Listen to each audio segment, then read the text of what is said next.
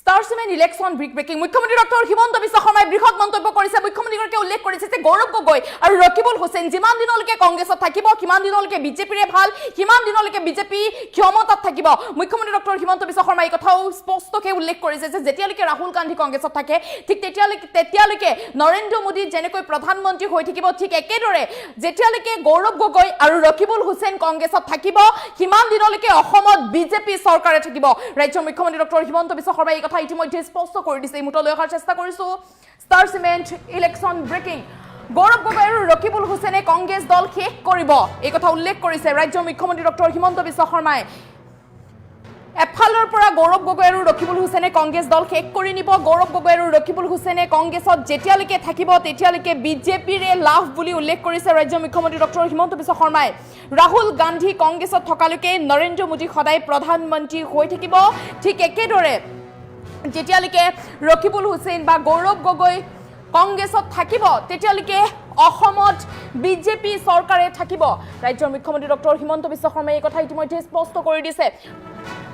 আৰু এই দুইজন ব্যক্তি অৰ্থাৎ গৌৰৱ গগৈ আৰু ৰকিবুল হুছেইন যেতিয়ালৈকে কংগ্ৰেছত থাকিব তেতিয়ালৈকে বিজেপি ক্ষমতাত থাকিব বা অসমত বিজেপি চৰকাৰে থাকিব বুলি উল্লেখ কৰিছে ৰাজ্যৰ মুখ্যমন্ত্ৰী ডক্টৰ হিমন্ত বিশ্ব শৰ্মাই এই মুখ্যমন্ত্ৰী ডক্টৰ হিমন্ত বিশ্ব শৰ্মাই ডাঙৰ মন্তব্য গৌৰৱ গগৈ আৰু ৰকিবুল হুছেইনে কংগ্ৰেছ দল এফালৰ পৰা শেষ কৰি দিব কংগ্ৰেছ দল নোহোৱা কৰি দিব বা কংগ্ৰেছ দল শেষ কৰি দিব এফালৰ পৰা এই কথা ইতিমধ্যে উল্লেখ কৰিছে ৰাজ্যৰ মুখ্যমন্ত্ৰী ডক্টৰ হিমন্ত বিশ্ব শৰ্মাই কেৱল ইয়াকে কোৱা নাই মুখ্যমন্ত্ৰীগৰাকীয়ে এই কথা উল্লেখ কৰিছে যে গৌৰৱ গগৈ আৰু ৰকিবুল হুছেইন যেতিয়ালৈকে কংগ্ৰেছত থাকিব তেতিয়ালৈকে বিজেপিৰে ভাল যেতিয়ালৈকে গৌৰৱ গগৈ আৰু ৰকিবুল হুছেইনে কংগ্ৰেছত থাকিব তেতিয়ালৈকে বিজেপিয়ে ক্ষমতাত থাকিব অৰ্থাৎ ৰকিবুল হুছেইন গৌৰৱ গগৈ কংগ্ৰেছত থকালৈকে অসমত বিজেপি চৰকাৰে থাকিব গৌৰৱ গগৈ আৰু ৰকিবুল হুছেইন মুঠতে কংগ্ৰেছত থাকিব লাগে কংগ্ৰেছত থাকিলে বিজেপি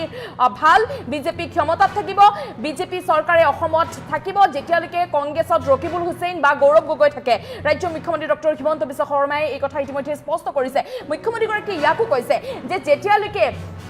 কংগ্ৰেছত ৰাহুল গান্ধী থাকিব ৰাহুল গান্ধী কংগ্ৰেছত থকালৈকে নৰেন্দ্ৰ মোদী প্ৰধানমন্ত্ৰী হৈ থাকিব ৰাহুল গান্ধী কংগ্ৰেছত থকালৈকে যেনেকৈ নৰেন্দ্ৰ মোদী প্ৰধানমন্ত্ৰী হৈ থাকিব ঠিক একেদৰে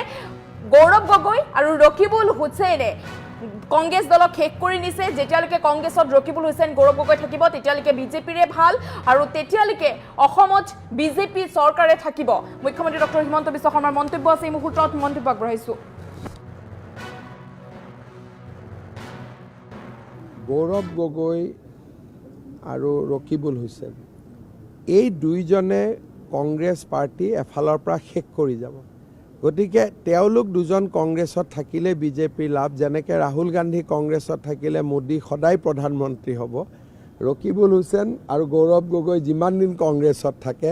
অসমত বিজেপি চৰকাৰ ইমান দিন হৈ থাকিব মই ইমান ডেষ্ট্ৰাকটিভ পলিটিচিয়ান মই জীৱনত দেখা নাই দুটা চিট দিলেনো কি আছিল অলপ যুঁজখন হ'লহেঁতেন তেওঁলোকৰ ডেষ্ট্ৰাকটিভ পলিটিক্স কমপ্লিটলি মোৰ ওপৰত অমুক কৈছে গতিকে মই নকৰোঁ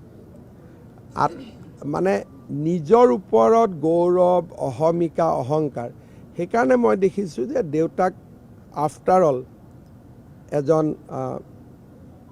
জনা ব্যক্তি আছিল ভৱিষ্যত দেখা পোৱা ব্যক্তি আছিল গতিকে নামটো চাই চিতিয়ে ঠিক কৰি দিছিলে মই ইমানটোলৈকে নাযাওঁ মই এটাই কথা ক'ব খোজোঁ যে এই দুইজন ব্যক্তি যিমান দিন কংগ্ৰেছত থাকিব বিজেপি সিমান দিন ক্ষমতাত থাকিব গৌৰৱ গগৈ আৰু ৰকিবুল হুছেইন এই দুইজনে কংগ্ৰেছ পাৰ্টি এফালৰ পৰা শেষ কৰি যাব গতিকে তেওঁলোক দুজন কংগ্ৰেছত থাকিলে বিজেপিৰ লাভ যেনেকৈ ৰাহুল গান্ধী কংগ্ৰেছত থাকিলে মোদী সদায় প্ৰধানমন্ত্ৰী হ'ব ৰকিবুল হুছেইন আৰু গৌৰৱ গগৈ যিমান দিন কংগ্ৰেছত থাকে অসমত বিজেপি চৰকাৰ ইমান দিন হৈ থাকিব মই ইমান ডেষ্ট্ৰাকটিভ পলিটিচিয়ান মই জীৱনত দেখা নাই দুটা চিট দিলেনো কি আছিল অলপ যুঁজখন হ'লহেঁতেন তেওঁলোকৰ ডেষ্ট্ৰাকটিভ পলিটিক্স কমপ্লিটলি মোৰ ওপৰত অমুক কৈছে গতিকে মই নকৰোঁ মানে নিজৰ ওপৰত গৌৰৱ অহমিকা অহংকাৰ সেইকাৰণে মই দেখিছোঁ যে দেউতাক আফটাৰ অল এজন জনা ব্যক্তি আছিল ভৱিষ্যত দেখা পোৱা ব্যক্তি আছিল গতিকে নামটো চাই চিতিয়ে ঠিক কৰি দিছিলে মই ইমানটোলৈকে নাযাওঁ মই এটাই কথা ক'ব খোজোঁ যে এই দুইজন ব্যক্তি যিমান দিন কংগ্ৰেছত থাকিব বিজেপি সিমান দিন ক্ষমতাত থাকিব গৌৰৱ গগৈ আৰু ৰকিবুল হুছেইন এই দুইজনে কংগ্ৰেছ পাৰ্টি এফালৰ পৰা শেষ কৰি যাব